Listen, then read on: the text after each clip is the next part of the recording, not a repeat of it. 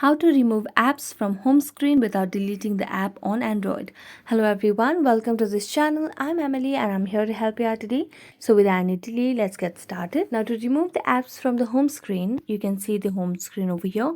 Now if I want to delete any of the application from the home screen, for example, if I want to delete the CapCut application, I just have to make a long press and you'll be able to see three options over here.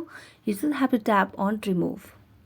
Okay, now scroll up and you'll be able to see the CapCut application on the app list. So this means that the app has been removed from the home screen. However, it has not been deleted on Android device.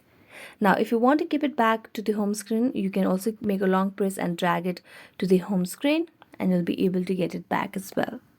So thank you so much for watching this video. If you enjoyed watching this video, don't forget to like, subscribe and hit the bell notification for more updates. That's it for today and see you next time.